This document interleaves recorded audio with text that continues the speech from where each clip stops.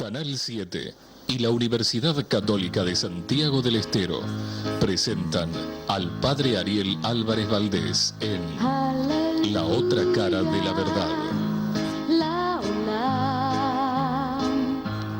Aleluya, Yeshiru Kulam, Bemilah Hatodah, Halev Malev Hamon Todah, Veholem Damu. ¿Cómo están? Muy buenas noches. Para nosotros es un gusto grande poder encontrarnos un miércoles más por las pantallas de Canal 7 con el Padre Ariel Álvarez Valdés para conocer la otra cara de la verdad, esta nueva forma que tiene la Iglesia Católica de leer, de interpretar, de vivir las Sagradas Escrituras. Muy buenas noches, Padre, ¿cómo le va? Buenas noches, Rogelio, ¿cómo Para mí estás? es un gusto encontrarme con usted. Igualmente. Padre, usted sabe que estamos dando respuestas, dando cabida a la inquietud de mucha gente que por carta, telefónicamente, en forma personal, nos hacen llegar desde su inquietud a este programa. Y una de ellas es, usted utiliza permanentemente y apela constantemente a la razón.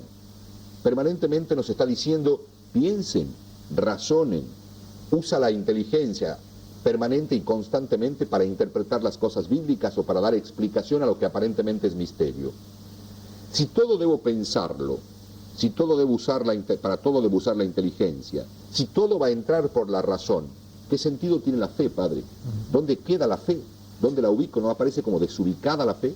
Para mucha gente el razonar o el pensar es sinónimo de no tener fe o de alejar la fe. Hay mucha gente que piensa que todo lo que sea científico o el progreso intelectual o el progreso racional me termina haciendo perder la fe, y es al revés. Todo lo que me fortalezca mi razón o mi inteligencia me acerca más a Dios. Y aquí hay que tener presente una cosa.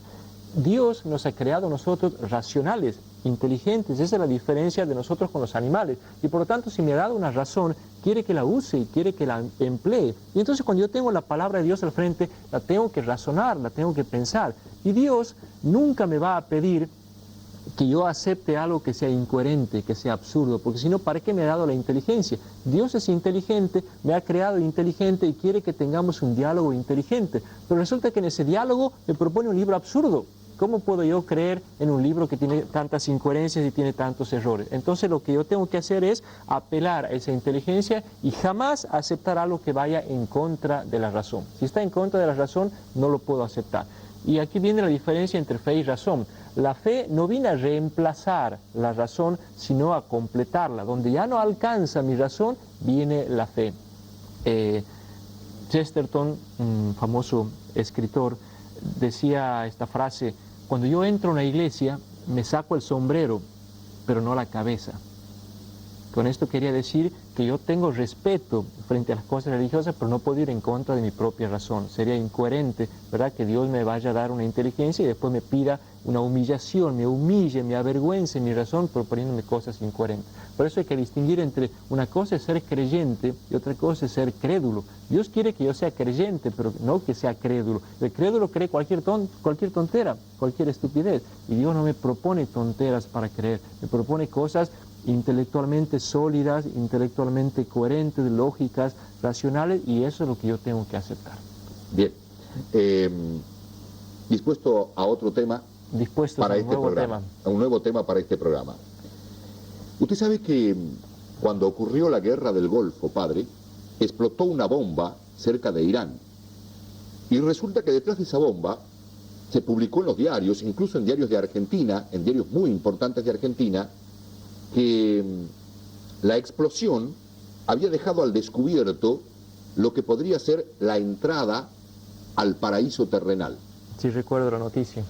Aquel lugar desde donde fueron expulsados Adán y Eva. Sí, recuerdo.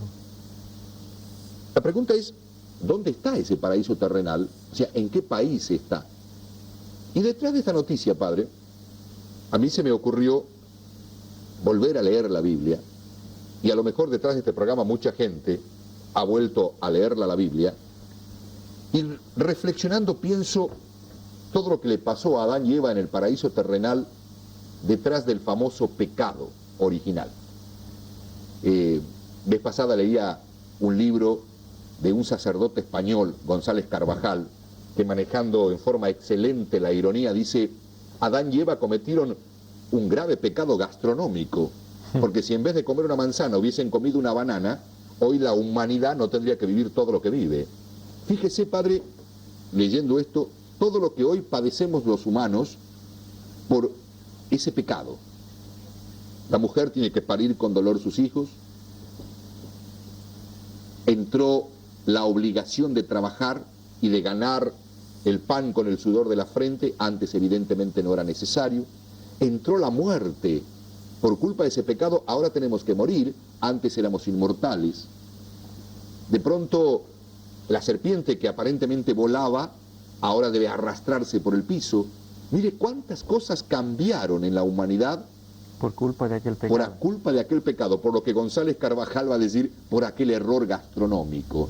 ¿Dónde está el paraíso? ¿Qué pasó en ese paraíso, padre? Una vez alguien me decía, mirá si por una manzana vinieron todas esas desgracias, mirá lo que hubiera pasado si se comiera una sandía. Es lo que podría haber pasado. Claro. Nosotros tenemos en el Génesis, en el capítulo 3, contado el pecado que cometieron Adán y Eva y todas las desgracias o los castigos que vinieron a la humanidad por aquel error que ellos tuvieron. Y que lo pagaron mis abuelos, mis padres, yo, mis hijos, mis nietos, lo vamos a pagar todos. Hasta el día de hoy seguimos con eso. Y en el capítulo anterior, en el capítulo 12, nos cuenta el paraíso, lo que era ese paraíso y cómo vivían en ese estado paradisíaco. Y muchos dicen, bueno, si Adán y Eva no hubieran pecado, ahora nosotros viviríamos en un estado paradisíaco. Ahora habría todo eso, inmortalidad, fecundidad, de la tierra, de los frutos. No habría dolor, no habría sufrimiento, no habría nada. No habría nada de esos problemas. Ahora, eso no es lo que pretende enseñarnos el capítulo 2 y 3 del Génesis. ¿Ah, no? No, tiene otro sentido. En primer lugar, hemos dicho que los capítulos 2 y 3 del Génesis no son históricos. Adán y Eva no existieron realmente y por lo tanto no hubo nunca un paraíso terrenal. En ese sentido, es triste ver que diarios serios de Buenos Aires, como vos recién decías, en la primera página publicaron la noticia si habría encontrado la entrada al paraíso terrenal. ¿Cómo un diario serio va a poner eso? Cuando hoy sabemos desde hace más de 50 años que se viene enseñando que no hubo jamás un paraíso terrenal al comienzo de la historia y que tampoco Adán y Eva vivieron en ningún paraíso terrenal. Entonces la pregunta que tenemos que hacernos es, ¿por qué fueron escritos estos capítulos? ¿Y el pecado, padre? O sea, la manzana y todo lo que originó fundamentalmente eso. Me río por la cara de asombro. Claro, imagínese, no es para menos que me tengo que asombrar frente a una cosa como esa, porque resulta que yo le vivo echando la culpa a la manzana de todo lo que le pasa a la humanidad, del dolor, del sufrimiento, del que hay que trabajar, de parir la mujer con dolor sus hijos. Siempre buscamos a quién culpar de las cosas, de las desgracias que tenemos, ¿no es cierto? Y terminamos culpando a Adán y Eva. Pero no me lo enseñaron así, o sea, ¿la Biblia no dice eso? En realidad, el Génesis fue escrito al revés. Primero se escribió el capítulo, o se concibió el capítulo 3 del Génesis, es decir, la lista de pecados, y después se escribió el capítulo 2, el paraíso. Lo podemos imaginar de esta manera. Perdón. Primero se escribió el capítulo 3 y después el 2, o sea, al revés de lo que está aquí. ¿Y por qué cambiaron el orden? ¿Por qué no lo pusieron como se escribió? Claro, no es que cambiaron, sino que fue concebido de otra manera. Y podríamos hacer la génesis o la explicación del comienzo de estos relatos de la siguiente manera. Esto fue escrito en el siglo X a.C. por un beduino, por un pastor, por un pobre, sus hijos en su tiendita con sus animales, sus problemas, y él veía que en su sociedad había una serie de problemas. Por ejemplo, él decía, ¿por qué mi mujer tiene que tener hijos con dolor? ¿Por qué los embarazos son tan dolorosos para ella? ¿Por qué algo tan lindo como traer un hijo a la casa está rodeado de tanta sangre, de tanto dolor, de tanto sufrimiento y a veces de muerte? ¿Por qué mujeres han muerto por dar a luz a una criatura, algo que tendría que ser tan bello como traer un hijo a este mundo?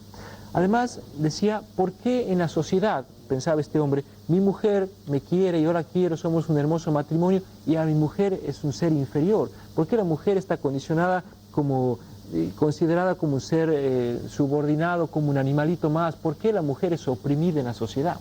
Además se preguntaba, Porque el trabajo es un peso y es una carga. Este pobre hombre habrá tenido que salir todas las mañanas a trabajar la tierra, habrá tenido que salir y llegar a la noche fundido, cansado, fatigadísimo del trabajo, y no ha conseguido más que unos cuantos frutos en medio del desierto. Imagínate Palestina, un país desértico donde no hay plantas, no hay mayores producción. El hombre allá habrá tenido que sufrir el trabajo como un padecimiento. La tierra parecía maldita. ¿Por qué la tierra está como maldita? Uno la trabaja y no produce más que abrojos y espinas. Además, los animales, ¿por qué aparecen como mis enemigos? Imagínate este hombre, las veces que habrá salido al campo a cazar o a hacer alguna diligencia, y habrá aparecido una serpiente y lo habrá mordido, o habrá visto algún amigo que apareció un oso y lo mató, o apareció un león y lo mordió. ¿Por qué los animales aquí en el campo nos tratan tan mal? Habrá pensado nuestro autor. ¿Por qué yo quiero seguir viviendo y me muero? ¿Por qué todo mi ser me grita, vida, vida, quiero seguir en este mundo, quiero seguir rodeado del amor de la gente, y llega un momento que me termino muriendo? ¿Por qué la muerte me frustra la vida? Y por último se preguntará, ¿por qué mi Dios es ambiguo? ¿Por qué yo lo quiero a Dios, pero Dios me da miedo, Dios me asusta, Dios me aterroriza? Cada vez que aparece la palabra Dios me escondo. ¿Ves? Hay todos unos problemas que nuestro autor los sufría, los sentía en su sociedad, y habrá hecho una lista de esos problemas. Son los castigos que aparecen en Adán y Eva. Por eso dice, parirás los hijos con dolor, la mujer quedará sometida al varón, el trabajo va a ser fatigoso, el suelo va a estar maldito, los animales te van a morder el talón, vas a volver al polvo, vas a tener que esconderte frente a la persona de Dios. Entonces aparece toda una lista de males en su sociedad. Y nuestro autor pensaba, ¿de dónde vinieron todos estos males? ¿De dónde aparecieron? Y la primera respuesta que dio fue, de Dios, seguro que no, Dios es bueno. Por lo tanto, Dios no puede ser el autor de tanto mal en nuestra sociedad. ¿De dónde vienen esos males? ¿De dónde vienen? ¿Me lo puede contestar en el bloque siguiente? Te lo contesto. Hacemos una pausa, ya volvemos, por favor.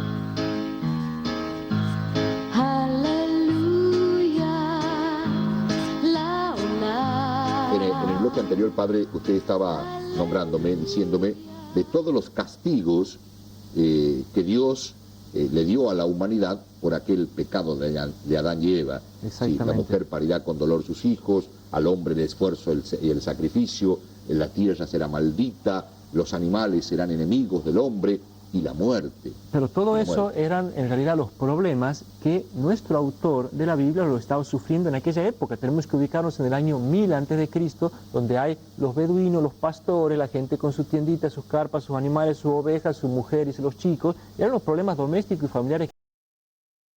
Entonces la pregunta que se hacían es, ¿de dónde nos vienen todos estos problemas y estas desgracias, que son las desgracias familiares comunes de esa época? Y entonces la gran respuesta genial de nuestro autor es, de Dios seguro que no, de Dios no puede venir. Esa es la gran respuesta revolucionaria del Génesis.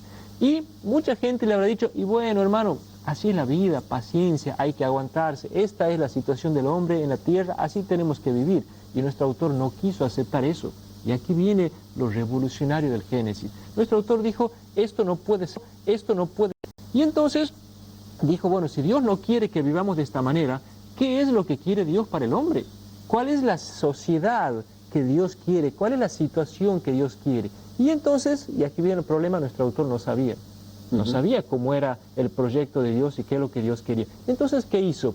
Inventó una situación donde no había nada de esto. ¿Y qué le salió? El paraíso terrenal. O sea, el paraíso terrenal no es más que la situación que él estaba viviendo convertida al revés. Es como un guante que lo da vuelta y aparece la parte de atrás. Entonces ahora si vemos el capítulo 2 del Génesis, en el capítulo 3 teníamos la lista de pecados. Si ahora vemos el capítulo 2 nos encontramos con que el paraíso es todo esto pero al revés. En el capítulo 2 del Génesis, por ejemplo, el hombre y la mujer son iguales, está sacado de la costilla, no hay una mujer inferior. En el capítulo 2 del Génesis no hay embarazos dolorosos, porque ni siquiera hay embarazos, porque en Adán y Eva está toda la humanidad feliz, representada con total felicidad. En el capítulo 2 del Génesis el trabajo es un placer, no es un sufrimiento. Adán trabaja con agrado la tierra porque es un jardinero. En el capítulo 2 del Génesis el suelo no está maldito. El suelo es fecundo, hay árboles frutales deleitosos para comer. En el capítulo del Génesis los animales no son enemigos del hombre, son amigos, desfilan delante de él para que los encuentre. En el capítulo 2 del Génesis no hay muerte porque hay un árbol de la vida. En el capítulo 2 del Génesis Dios no es enemigo del hombre porque lo va a visitar todas las tardes. Entonces el capítulo 2 del Génesis, que es el paraíso terrenal, no existió, sino que fue el invento que tuvo, iluminado por Dios, siempre tenemos que decir eso, el invento que el autor del Génesis creó para mostrar cómo tendríamos que estar viviendo si no hubiera pecado. O sea, la gran respuesta del Génesis es, la situación actual de sufrimiento, de dolor, de castigo, de problema que estamos teniendo, es no porque Dios lo quiere, sino es una situación pasajera, es una situación de castigo por nuestros pecados. Pero nosotros tendríamos que estar viviendo este paraíso. Y entonces, el paraíso en realidad no es algo que está al origen de la historia, sino es un proyecto para el final. El paraíso no es una nostalgia de algo que ocurrió, sino una esperanza, algo que está puesto para el futuro. Por eso nuestro autor lo pone al paraíso terrenal al comienzo de la Biblia, pero en realidad es el modelo terminado al cual tenemos que caminar. Nosotros tenemos que caminar a una sociedad donde sea paradisíaca, pero jamás existió, nunca hubo un paraíso. Eso es lo que tenemos que construir y hacer. ¿Y cuándo va a aparecer ese paraíso? Dice nuestro autor, el día que nosotros dejemos de escuchar a una serpiente, escuchar a la serpiente que nos está tentando, ese día nosotros vamos a poder construir un paraíso. Seguramente la pregunta más común de la gente, y la mía también me voy a incluir, es, ¿entonces el hombre hubiese muerto igual? Claro. ¿Aún sin pecado? El hombre se hubiera muerto igual, o igual tendría enfermedades, igual tendríamos todo esto, pero lo viviríamos de otra manera, porque al haber amor en medio de la sociedad y no existe todos y todos ser hermanos y todos ser fraternos, el mundo sería distinto. Por lo tanto, esto es una invitación a dejar de pecar, a mostrarnos, miren qué tontos que son ustedes, lo que se están perdiendo por estar perdiendo, por estar. El 3 del Génesis nos muestra que el pecado desencadena todos los males de este mundo. Y hay un proyecto de Dios que es el paraíso que tiene que aparecer el día que dejemos de pecar. O sea que nosotros el día que dejemos de escuchar a la serpiente, entonces va a aparecer un mundo mejor. Y vos te preguntarás, ¿y quién es la serpiente? Y sí, claro. ¿Quién se esconde atrás de esta serpiente? Muchos dicen que es el diablo, que es el demonio. El Génesis ni habla del diablo, ni lo menciona. Por lo tanto, decir que aquí atrás de esta serpiente está el diablo es hacerle decir a la Biblia algo que la Biblia en ningún momento dice. ¿Quién es la serpiente del paraíso? La serpiente es el símbolo de la religión cananea. La religión cananea. Los cananeos eran un pueblo vecino a Israel que tenían una religión distinta de los judíos. Y entonces muchos judíos se sentían tentados de ir y practicar la religión cananea. Y entonces la serpiente los estaba seduciendo porque era el símbolo que tenían los dioses o la divinidad cananea. Entonces, ¿qué denuncia nuestro autor?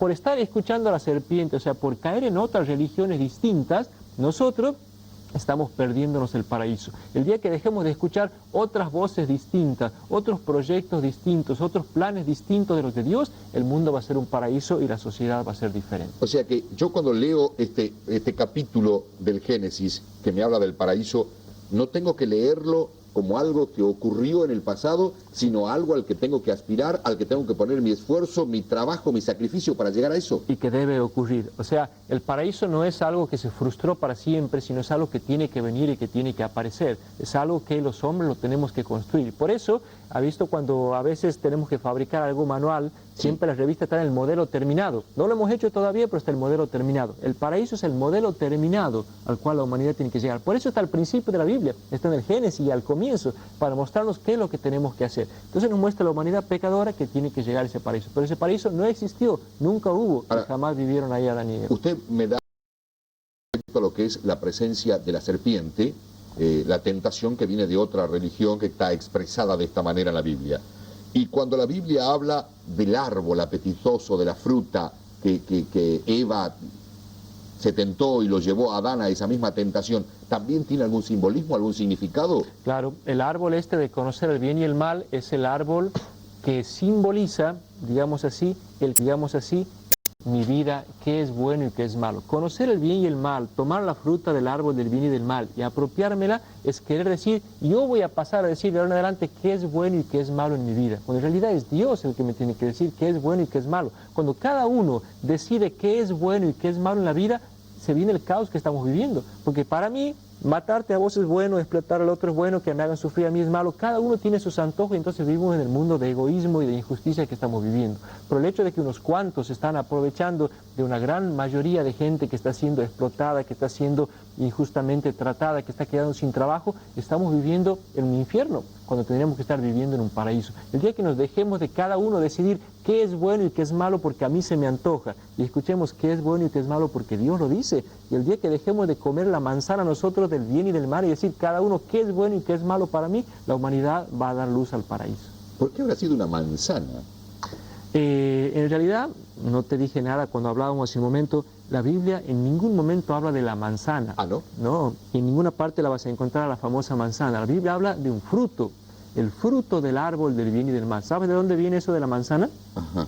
Antiguamente la Biblia estaba en latín, y en latín manzana se dice malus, y el árbol que comieron fue el árbol del mal, malum. Y entonces como comieron el árbol del mal, que es malum, lo confundieron con la manzana que es malus. En realidad no es ninguna manzana, sino que es un árbol X que está ahí sin precisarnos de qué tipo, del cual ellos comieron un fruto sin decir cuál era. Ahora, no sé si nos va a quedar tiempo, pero lo voy a intentar.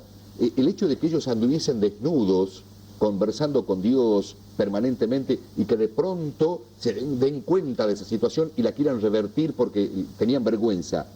¿Cuál es el mensaje que el autor quiere darnos entonces? Nos muestra porque la religión cananea de la serpiente, de las otras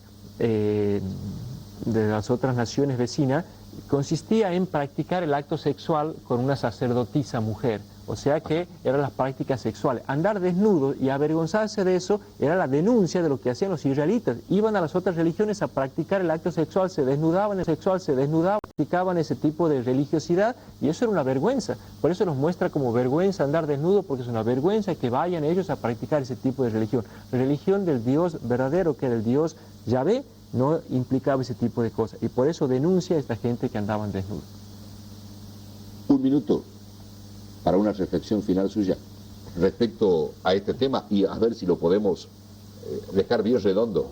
Sí, el relato del pecado de Adán y Eva no es un relato histórico, sino que tiene un hermoso mensaje para nosotros. Nos muestra que Adán y Eva, es decir, la humanidad, Adán representa al varón, Eva representa a todas las mujeres, están viviendo una situación dolorosa por haber caído en un pecado y se están perdiendo un paraíso. En aquella época, el paraíso que aparece en el Génesis era muy atractivo. Imagínense árboles frutales, mucha agua, 4 ríos inmensos, con sombra, con jardines maravillosos. Para la pobre gente que vivía en medio del desierto era sumamente atractivo. Hoy ese paraíso a nosotros no nos atrae. ¿Qué es lo que tenemos que hacer nosotros para actualizar este libro del Génesis? Tenemos que hacer lo que hizo nuestro autor, hacer una lista de los males que estamos viviendo nosotros como ellos lo hicieron en el capítulo 3. ¿Cuáles son los males que tenemos nosotros? Desempleo, injusticias sociales, mentira, corrupción, analfabetismo, gente sin posibilidades de futuro, niños abandonados, chicos en la calle. Y entonces decirnos todo esto y decir, no es porque así es la vida, porque así está el mundo, es porque nosotros estamos escuchando la voz de la serpiente. ¿Cuál es la serpiente? Cada uno tiene que buscar cuál es la serpiente, es decir, aquella voz que nos está alejando del plan de Dios. La serpiente puede ser el sistema neoliberal, puede ser una economía injusta, puede ser una sociedad de consumo que nos está insensibilizando el corazón y alejando de los demás. Y después tenemos que hacer el tercer paso, descubrir y cuál es entonces el paraíso que nos estamos perdiendo. Y entonces tomar la sociedad de Santiago, de la Argentina y del mundo, dar la vuelta y decir, así tendría que ser nuestra sociedad si nosotros nos dejáramos de pecar, si dejáramos de escuchar voces distintas del proyecto de Dios y armáramos el proyecto que Él ha traído para nosotros. El capítulo 2 y 3 del Génesis no fueron escritos para contarnos qué pasó en el origen del mundo, sino qué tiene que pasar más adelante en la humanidad. Ojalá entre todos escucháramos al Génesis. El miércoles que viene nos volvemos a encontrar con el padre Ariel Álvarez Valdés a través de las pantallas de Canal 7. Gracias por acompañarnos en este ciclo. Hasta el próximo miércoles.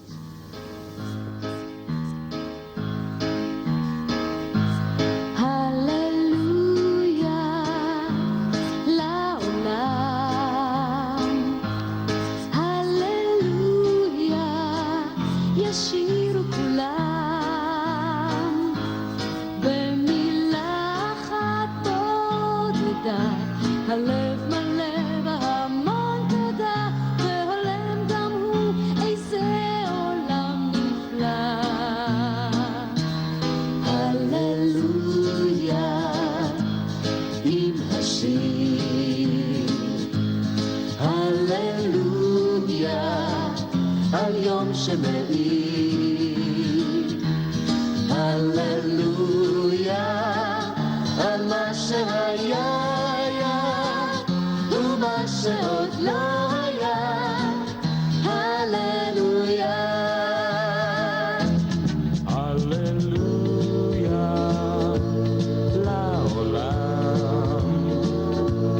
הללויה ישירו כולם, והענבלים הגדולים יהדהדו בהמון